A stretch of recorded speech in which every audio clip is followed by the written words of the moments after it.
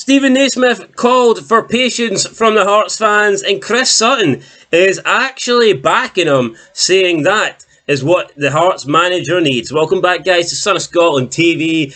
I can't believe this. I didn't think Chris Sutton, of all people, would be running to the defence of Stephen Naismith, but it turns out he is. We know Stephen Naismith earlier in the week was calling for patience, and now Chris Sutton has backed him, and he says that there is a need for patience from the fans in order for Stephen Naismith to turn this around. So look, we could go on and talk about the start of the season, but let's not. We know what it is. It's 1 point from a possible 12. We're right down the bottom of the table. We're miles behind a team that we would maybe be expecting to compete with for third place in Aberdeen. It's not been a good start. We can improve, we can fix it, but it has to happen now. The changes have to happen now.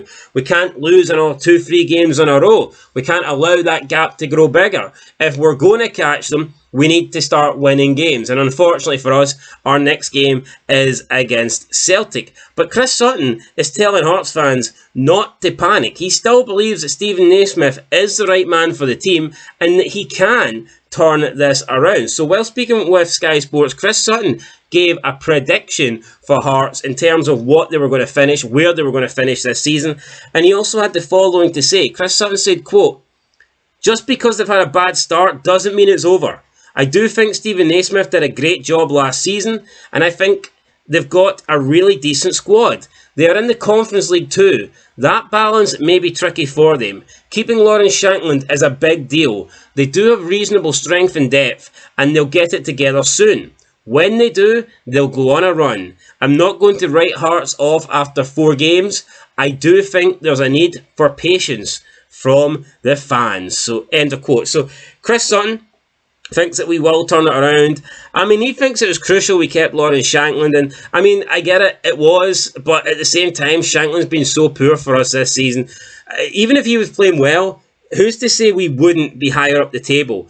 We lost against Motherwell and Dundee, but if Lawrence Shankland was at his best, who's to say we wouldn't have got something in those games?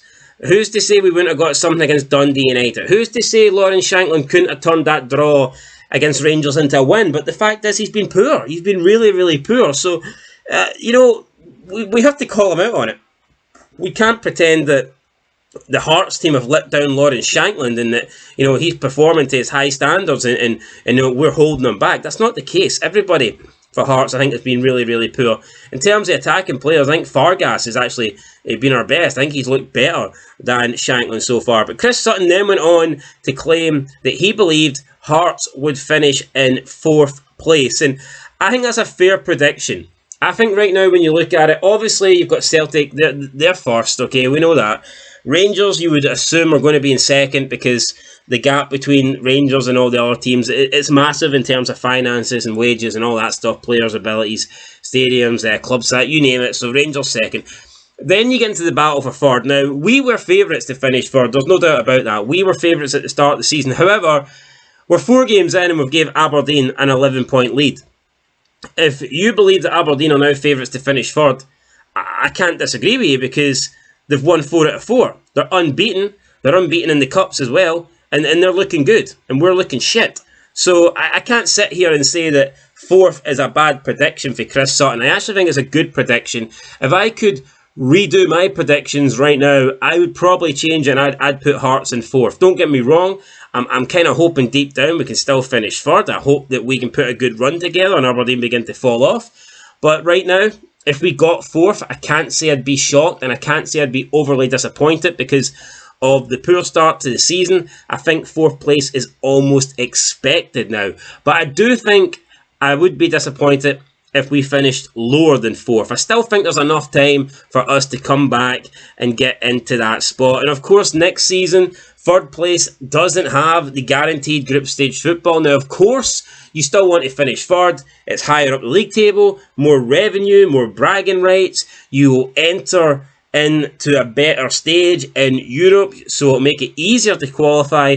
But it is worth keeping in mind that 3rd place doesn't have the guaranteed group stage football. And, maybe, just maybe, finishing 3rd next season won't be as important because at the moment 3rd practically guarantees you a bunch of money from Europe. Next season it won't. So next season you can finish 4th and manage to qualify through the qualifiers, and the 3rd place team might not qualify. So it's not as big this season, but obviously still want to finish 3rd, still want to be best of the rest, and I think we can do it. But realistically, I agree with Sutton. It's looking like 4th place in my opinion. But who knows? Naismith needs to improve fast, or else I think he'll be gone. Chris Sutton says patience. Well, my patience, guys, is running out big time, because it's a shite. It really is shite, and it needs to improve because it's not good enough. That's it, though. I will catch you in the next one. Leave a like, leave a comment, subscribe.